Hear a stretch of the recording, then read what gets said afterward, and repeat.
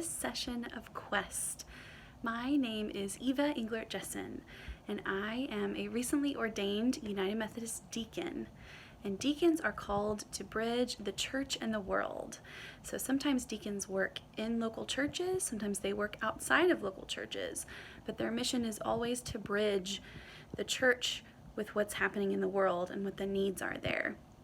So my work is currently at Hendrix College, and I direct a program for students both at Hendrix and across the state who are exploring a call to ministry. And it was this place about 10 to 15 years ago that really formed my call story and helped me understand and discern that God was calling me to be a deacon. And now I, in turn, get to help students discern their own calling. So I really enjoy the work that I do, and it is such a gift from God that I get to do it. Today, we are learning about our identities as children of God. Our identities are made up of lots of different pieces and parts, and they all work together to make us who we are. In this session, we are going to talk about how we are United Methodists. That is part of our identity.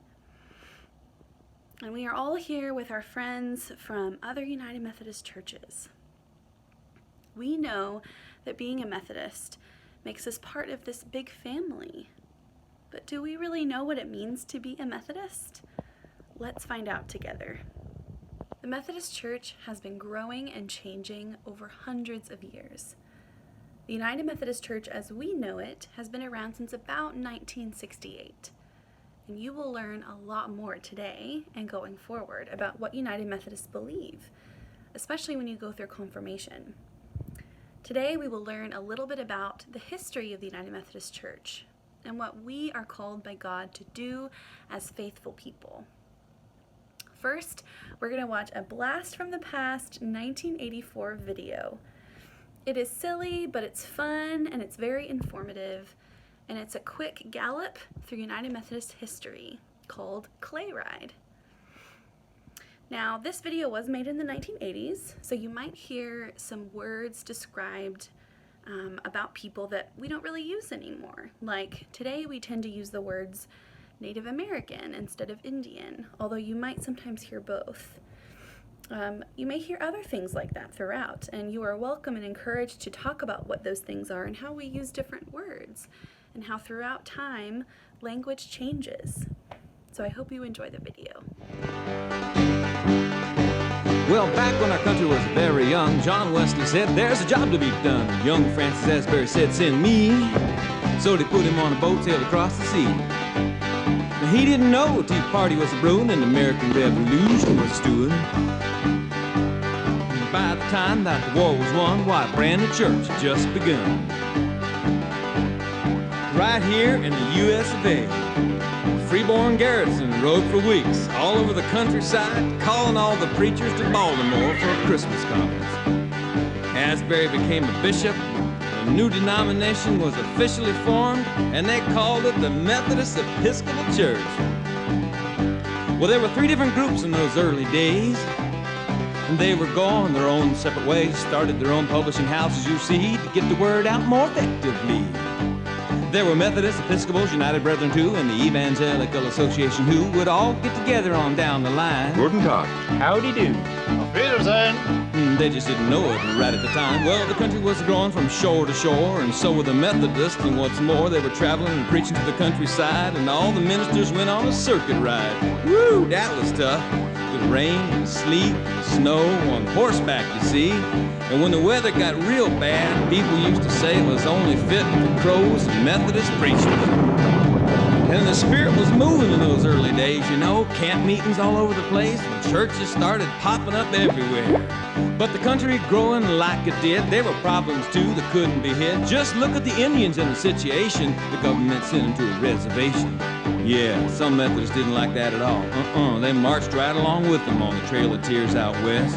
Now the nation wasn't even a century old when somebody yelled, California gold! Come and get it. Half the country went out west, including some of those Methodists. Of course, there were other folks already out there. Wonder what they thought. ¿Qué revolú es este? Now the government was a democracy, and lay people said that's the way it should be. In the church, everybody should have a say, but everybody didn't always see it that way. Then somebody else said the land of the free's got to do something about slavery. No sooner had they opened their mouth than the war broke out between the North and the South. And there were Methodists on both sides. When it was all over, folks began to see all of God's children got to be free. That wasn't the end of it. Even today, the struggle goes on. Now the nation was growing by leaps and bounds, and everywhere Methodists could be found. They started missions and hospitals, colleges too. They went to India and China and Timbuktu. Now the age of the machine soon was here, and there were cities and factories far and near, and the Methodists saw there were workers in need, so they adopted themselves a social creed. An end to child labor. The right of workers to organize. One day of rest. And the women kept on and made some more dents and finally got seated at General Conference. And they worked real hard to get the right to vote and put up the first sail on the temperance boat. Well, been through a lot in 200 years, been war and gore and lots of tears. And some of those folks who split back then decided to get together again. Now we have our fussing and fighting and fits, but we're still called United Methodist. Now ain't that something? Wow, the United Methodist Church sure has been through a lot of changes, hasn't it? One of my absolute favorite things about the United Methodist tradition is the way that we focus on God's grace. That God's grace loves us just as we are before we even know it. And that grace is what helps us live into the fullness of who God has made us to be, to love God and to love our neighbors. We also have something called 3 general rules that we abide by. And these are rules that help us learn how to love God and to love others. We talk about doing no harm. That's one of our rules. And we talk about doing good. And then finally, we talk about staying in love with God. So as we watch one more video together, I want to invite you to make a bracelet. I have some beads here. Yours might look different than mine. Yours might be a different color, or maybe have some different shapes on there. But you are invited to make a bracelet. You're going to string the beads onto the bracelet, which might also be an anklet or a necklace, depending on how long your string is. And your bracelet will say, do good, do no harm, and love God. And there's a space to put a little heart between each word.